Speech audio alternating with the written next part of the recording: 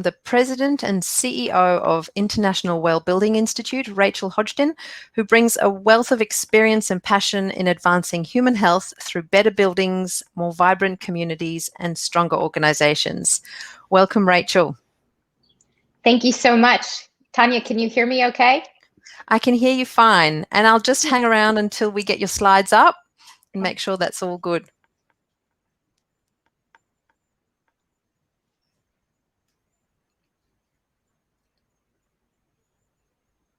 Fantastic. Over to you, Rachel. Thank you so much. And thanks to all the members of our amazing well community in this part of the world. It's been an interesting time of change and transition everywhere, no more so than here, as some of our long-term well champions take their passion for health and well-being with them to new jobs and bigger platforms. So congratulations to all of you. And a special shout out to IWBI's amazing team here in Australia. Jack Noonan and Tori Shepard have been an exemplary crew here. And if some of you don't know, we have a new member that's just been added to our team. Our very own Michaela Cousseau gave birth to in April to Osha Ray Bird. I'm honored to be with you today and grateful to have such a high profile platform because this work, this cause, is so personal to me. I come from a long line of educators. My grandmother was a teacher, my sister is an educator, and so is my mother, Denise DeCoste. She's a renowned expert in universal design for learning and accessibility for the disabled as a means of leveling the playing field that is so fundamental to creating a culture of health. My mom also has permanent respiratory damage, the result of spending so much time in sick buildings, classrooms that were high on mold and low on filtration, her work environment for more than 30 years. So my remarks today about transforming work environments are really about so much more than just promoting nice corporate perks or mastering a trendy wellness aesthetic for Instagram. As we've discovered the hard way these past 18 months, advancing human well-being is about both thriving and surviving. It's some of the most important work in the world, and we need to be talking about it that way. When we talk about the future, we so often focus on what we're fighting against. Climate change that displaces millions, upends communities, and destroys ecosystems. Systemic racism that perpetuates the injustices of the past to subjugate marginalized communities in the present. Infectious disease that takes lives indiscriminately. Massive income inequality that leaves billions and billions in abject poverty while we enjoy lives of incredible abundance. We know what we are fighting against. We know what we have to fear. We know what we are poised to lose, everything. But we don't spend nearly as much time talking about what we're working towards, everything that we have to gain, and the future we actually want. And if we push ourselves to articulate what it is that we are fighting for in all of these shared battles, I think we can see that restoring our relationship with the planet hinges on our ability to restore our relationships with each other, and that we're fighting for all people to be fundamentally well, to have clean air to breathe, safe water to drink, enough food to eat, to spend our days in environments where we feel safe and secure, to be surrounded by communities that nurture a sense of belonging and allow us to pursue our goals. Now, this might seem basic or obvious, but we lose sight of this positive vision for the future all the time. And that's where a lot of environmentalists, and I count myself as one, have gotten the messaging all wrong. We've presented sustainability through the lens of what we give up rather than what we gain. And that fear-based messaging paralyzes us and keeps us in a scarcity mindset. And that has consequences big and small. Let me give you an example. A few years ago, I started traveling to New York City for work so often that I was practically living out of hotel rooms. As you might imagine, having studied the effects that a building can have on human health, I have a lengthy and unusual list of hotel must-haves. There aren't exactly filters on hotel search sites for individually ventilated rooms, carpet-free floors, or green cleaning products. I stayed at more than 20 hotels in the city before I found the one that checked off everything on my list, my new home away from home. A year later, one of the bellmen and I started talking about LEED certification, a topic close to my heart because I had launched the LEED for Schools rating system at the US Green Building Council, where I worked for 10 years before moving to IWBI. The bellman said something that shocked me. My new home away from home was LEED certified. What? I had done my research on this hotel and I hadn't seen anything about it being LEED certified. I would have found my way there so much more quickly if I had. Green buildings are also healthier buildings. By operating in a way that's healthy for the planet, they're typically much healthier for people too. So I asked my manager why the hotel didn't publicize its accomplishment. He said that this vital investment that the hotel had made in a better future wasn't actually very attractive for their customers. They didn't associate green with an improved guest experience, but instead with a sense of scarcity and going without clean sheets and towels or good water pressure. In other words, sustainability was seen as being in opposition to advancing well-being. I think we sometimes see similar reactions to the fights against economic inequality and systemic racism. When people fail to understand what we all have to gain by charting a new course, it's often because they're focused on what they think they're going to lose. Like somehow giving someone else a chance takes an opportunity away from them. And that is a big problem because it means we're failing to get people on board for some of the most important work of our time.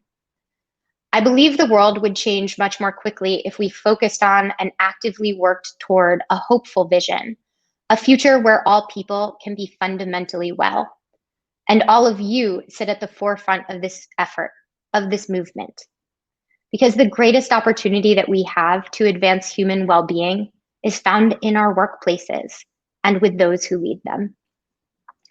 According to the social determinants of health, your physical and social environment, in other words, where you sit and who you sit next to, has a greater impact on your state of health than your genetics, your access to healthcare, and your lifestyle and behaviors combined. And it is companies and organizations that shape both physical and social environments for employees, whether they're in an office, a school, a hospital, or a warehouse. We can improve the quality of the air we breathe for half our waking hours, and in doing so, improve respiratory health, problem solving, and even cognition. We can provide for ergonomic setups, both in the office and for working from home to reduce chronic pain and increase productivity. We can nurture a community that makes everyone feel safe and included and has an impact on our individual and collective mental health. At IWBI, we call these people first places, and all of you have the power to foster them. And not only that, by carefully choosing who you do business with, who you sell to, buy from, and partner with, you can influence the way other companies treat their people. And whether your company has realized it yet or not, you also have an enormous incentive to advance human well-being because 90% of corporate budgets are spent on people. That means that even modest boosts to productivity or recruitment or retention can yield enormous returns. Investments in health and well-being are also investments in resilience, and we saw proof of this over the past year. Companies that had invested in the health and well-being of their employees, that had mental support in place to weather the pandemic storm, or well-ventilated spaces to minimize the risk of transmission, or paid leave policies that kept people from coming to work sick and allowed them to take time off to get vaccinated. These organizations were better prepared not just to survive the crisis, but to thrive in the midst of it. And the return on health investments are about to get even higher. ESG investors have noticed the financial and social benefits of advancing health and well-being. One study identified 45 companies that received high scores on a health and well-being assessment and tracked their performance over a 6-year period. Over that period, the average company on the S&P 500 appreciated by 159%. But the 45 companies who'd focused on health and well-being appreciated by 235%. So increasingly, strong health and well-being performance is being rewarded by investors. The leading ESG benchmark for real estate and infrastructure investments across the world, the GRESB Real Estate Assessment, recently began requiring companies to report on health and well-being metrics. Investors are now able to see which companies are leading the way and reward them accordingly. And guess what? A lot of the real estate portfolios that top the charts are right here in Australia. The opportunity here is enormous. People first places are a win for humanity, a win for the planet, and a win for the bottom line. Over the next few days, you'll hear plenty of recommendations for creating people first places, but I'll start by sharing 3. First, if we want to see the real substantial return that investments in well-being can bring, we need to track human and social performance metrics as seriously as we track energy performance metrics. Rick Fedrizzi, who is the founder and immediate past CEO of USGBC, and also the immediate past CEO of IWBI, now our executive chairman, used to travel to speaking engagements with a box of animal crackers. LEAD, he would explain, is like the nutrition label on the box, telling you exactly what you're going to get inside. So if LEAD is like a nutrition label, WELL is more like a Fitbit or some other wearable, helping owners to take the pulse of their buildings and provide metrics to inform human performance. That's why our work at IWBI is grounded in rigorous assessments of individual spaces and organizational practice. We require things like air and water testing, lighting and acoustic assessments, and employee surveys to understand the human experience within the places where we spend our time. WELL is an evidence-based roadmap to help organizations implement solutions that can positively contribute to health and well-being, recruitment and retention, and even productivity and performance. Second, siloing our efforts to advance the health of the planet from our efforts to advance the health of people is a mistake. We need to hold these goals in balance, not in isolation, and recognize that human health and planetary health at scale are one and the same. In my work with the Center for Green Schools at USGBC, I learned this lesson over and over again. I met a mother at a LEAD plaque presentation who told me her child no longer needed his inhaler since transitioning to his LEED certified school.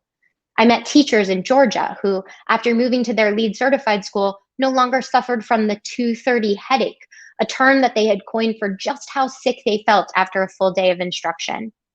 A growing body of research affirms these anecdotes. The CogFX study found that people in green buildings scored nearly 30% higher on tests for cognitive function and exhibited 30% fewer symptoms of illnesses arising from their surroundings. Recent research conducted by the Pacific Northwest National Laboratory found that the return on investment of several green building measures shot up by 50 to 100-fold when associated human health benefits were taken into account. Environmental health and human health are inextricably linked, and our efforts to advance them should be too. And third, make equity the foundation of all of your health and well-being investments. Over the course of my career, I have gone on a lot of building tours. Almost always, at some point on these tours, the architect or the engineer or the facility manager brings me down to the basement to proudly show off all the fancy controls and systems in the boiler room. And down there sits a man, and it is almost always a man, and he is almost always sitting all day long, staring at a screen in that windowless space with poor air quality, excessive noise, and cruddy lighting. When our team was writing WELL version 2, we referred to this man in shorthand as Billy in the basement, and we promised ourselves that the system we created wouldn't forget about him. Because on all those tours, it was clear that the people who had put so much thought into the needs and desires of the people working in and wandering around the floors above hadn't thought about Billy at all. When we're talking about a future where all people can be fundamentally well, we mean all people. We're not there if people in wheelchairs can't navigate freely. We're not there if trans people don't have a safe place to use the restroom. And we're not there so long as people of color suffer from the worst quality of air, the worst quality of water, and the worst quality of life. Allowing some people to be left behind is a business liability, but more importantly, it's a moral injustice. The most consequential investments in health and well-being we make are investments in the people who we've left behind in the past. Everyone deserves clean air to breathe, safe water to drink, natural light to see, and nourishing food to eat. So I'll end with a story that I'm sure you've heard before, because it's not about any one company in particular, and it happens again and again. A new startup comes up with this grand idea to take on a big societal problem and gets showered with attention and praise. And then, once the shine wears off a bit, the stories start coming out. The culture inside the organization is toxic. Stress and burnout are sky high. Employees are miserable. The company has this grand ambition to improve people's lives, but when it comes to the people whose lives it influences the most, it does exactly the opposite. What if companies thought in a different way about changing the world from the ground up? What if we modeled the future we all want, starting right here in our own organizations? We're happy to help you here at Well, of course, but the important thing is to take action. And if enough of us get this right and transform our workplaces from the inside out, then we can advance a vision for the future that instills not fear, not dread, but optimism and hope. We can advance health for all. Thank you so much.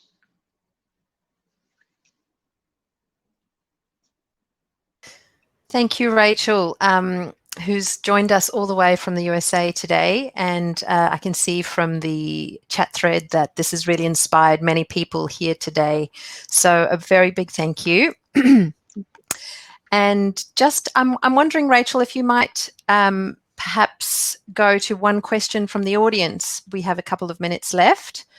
Let's have a look in the Q&A section. And now that more people are working from home, how can companies hold landlords more responsible to fix health issues? Well, I think it is a matter of both landlords and employers reconsidering what those obligations really are. From a landlord perspective, I think we need to revisit the core purpose of an office. I think that we need to think differently about how we utilize our spaces and how we create flexibility in our spaces. And we need to create those people-first environments to draw people back in when we realize that working from home is a viable option. Because we know from the research that working from home doesn't service all of our needs in a business context. For instance, collaboration is far lower when we're all working remotely than when we're in person. And in terms of employers, I think we need to think about taking care of our people at home.